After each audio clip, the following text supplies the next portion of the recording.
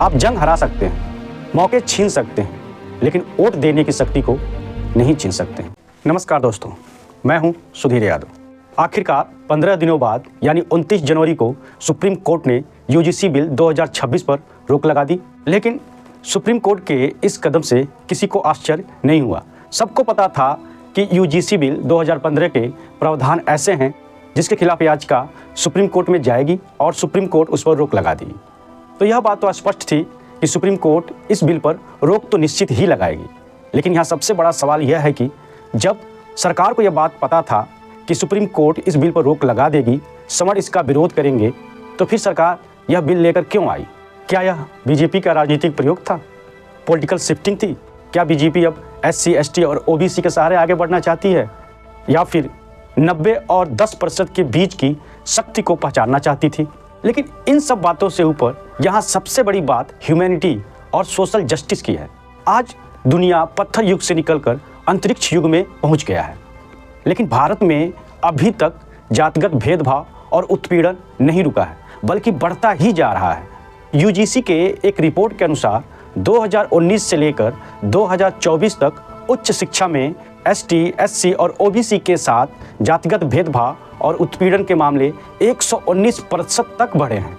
और इन जातिगत भेदभाव और उत्पीड़न को रोकने में यूजीसी बिल 2012 नाकाम रही है और सुप्रीम कोर्ट ने फिर से यूजीसी 2012 के नियम ही स्थापित कर दिया है। तो इसका मतलब ये है कि उच्च शिक्षा में जातिगत भेदभाव और उत्पीड़न नहीं रुकने वाला है। भारत में जाति दंभ इस कदर लोगों में बैठा है कि वैदिक युग से लेकर आज तक उनके भीतर से नहीं निकला है। चाहे वो ऑफिसर हो, कर्मचारी हो या एक साधारण आदमी हो, जाति दंभ लोगों में कूट कूट कर भरा है। न जाने किस लॉजिक के साथ वो अपने आप को श्रेष्ठ मान लेते हैं और दूसरे को तुच्छ और अपना जन्मजात गुलाम मानते हैं। आप इसको यूजीसी बिल 2026 के विरोध के दौरान भी देख सकते हैं। जब इस बिल के आते ही लोग विरोध में घर से तुरंत निकल पड़े। बीजेपी के नेताओं और बड़े बड़े ऑफिसर्स ने रिजाइन तक दे दिया और कोर्ट में याचिकाएं लगा दी। इससे स्पष्ट होता है कि अभी भी भारत में जातिगत समानता स्थापित करना स्वर्ण कमल खोजने जैसा ही है। हमारे समाज में एक वर्ग ऐसा है जो सब कुछ खो सकता है, लेकिन हायर एजुकेशन यानी उच्च शिक्षा में अपने वर्चस्व को नहीं छोड़ सकता है। SC, ST और OBC के साथ हायर एजुकेशन में भेदभाव कई स्तर पर होते हैं। सबसे पहले तो यह प्रयास किया जाता है कि उनका एडमिशन ही न हो, और यदि हो भी गया तो उनको डिग्री मिलने में दिक्कत होती है, थीसिस लिखने में दिक्कत होती है और उनको PhD पूरी करने में काफ़ी साल लग जाते हैं, या पूरी ही नहीं कर दी जाती है। उनको हॉस्टल से निकाल दिया जाता है या हॉस्टल मिलने में दिक्कत होती है। तो SC, ST और OBC के साथ हायर एजुकेशन में कई स्तर पर भेदभाव और उत्पीड़न होता है। इसके उदाहरण हैं आंध्र प्रदेश के रोहित चक्रवर्ती वेमुला। रोहित आंखों में सपने लिए अपने परिवार, समाज और देश का नाम रोशन करने की उम्मीद से 2010 में हैदराबाद यूनिवर्सिटी में PhD के कोर्स में दाखिला लिए और अंबेडकर स्टूडेंट एसोसिएशन के सदस्य भी बन गए। लेकिन वो कहते हैं ना कि योग्यता कभी कभी वरदान की जगह अभिशाप साबित होती है। उनकी योग्यता ही उनकी सबसे बड़ी दुश्मन निकली। उनको तरह तरह की परेशानियों का सामना करना पड़ा। उन्हें हॉस्टल से निकाल दिया गया, फुटपाथ पर सोने के लिए मजबूर किया गया, उनकी छात्रवृत्ति तक रोक दी गई और अंत में रोहित चक्रवर्ती के सपने जब टूटते हुए नजर आए, हिम्मत जगमगाने लगी, तो उन्होंने 2016 में आत्महत्या कर ली। यह कोई एक घटना नहीं है, ऐसी घटनाएं दिन पर दिन बढ़ती जा रही हैं और यूजीसी के रिपोर्ट में यह बताया भी गया है। इसी के मद्देनज़र सरकार यूजीसी बिल 2026 लाई थी ताकि उच्च शिक्षा में जातिगत भेदभाव और उत्पीड़न को रोका जाए, और उसके लिए स्पष्ट और कठोर नियम भी बनाए गए थे।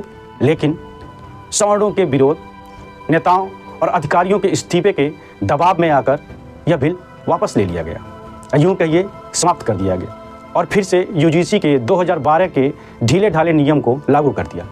लेकिन यूजीसी बिल 2026 सरकार के लिए गले की फांस बन गई है।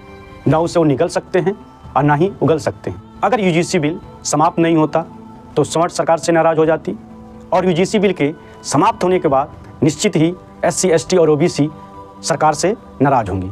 तो यहाँ फिर से एक सवाल उठता है कि सरकार ने 90 और 10 का यह खेल क्यों खेला? क्या सरकार SC, ST और OBC तथा स्वर्ण के शक्ति को पहचानना चाहती थी, या फिर सरकार ने समाज में विशेषाधिकारों की जंग शुरू कर दी है? क्योंकि इस समय हमारा समाज स्पष्टतः दो भागों में बंट गया है। एक तरफ है बहुसंख्यक SC ST और OBC तथा दूसरी तरफ है अल्पसंख्यक सवर्ण। हालांकि इतिहास गवाह रहा है कि सवर्ण हमेशा से SC ST और OBC पर भारी पड़े हैं, लेकिन इस समय वोट की राजनीति है। आप जंग हरा सकते हैं, मौके छीन सकते हैं, लेकिन वोट देने की शक्ति को नहीं छीन सकते हैं। यह बड़ा ही मुश्किल भरा समय है सरकार के लिए। देखें इस पर सरकार आगे क्या निर्णय लेती है। लेकिन इतना तो स्पष्ट रूप से मैं कहना चाहूँगा कि जातिगत भेदभाव और उत्पीड़न को केवल कानून से समाप्त नहीं किया जा सकता है। इसके लिए समाज को अपनी सोच बदलनी होगी, अपनी विचारधारा में परिवर्तन लाना होगा और ह्यूमैनिटी के लेवल पर, इंसानियत के स्तर पर जाकर लोगों से व्यवहार करना होगा। और जब तक हम साइंटिफिक टेम्परामेंट को नहीं अपनाएंगे तब तक शायद सामाजिक समानता स्थापित नहीं कर पाएंगे, भेदभाव और छुआछूत को नहीं समाप्त कर पाएंगे। हम सबको पता है हमारे सेल्स एक जैसे होते हैं, हमारे ब्लड एक जैसे होते हैं, हमारे ऑर्गन एक जैसे होते हैं। जब नेचर ने किसी भी स्तर पे हमें भेदभाव नहीं किया है तो हम कौन होते हैं एक दूसरे से भेदभाव करने वाले।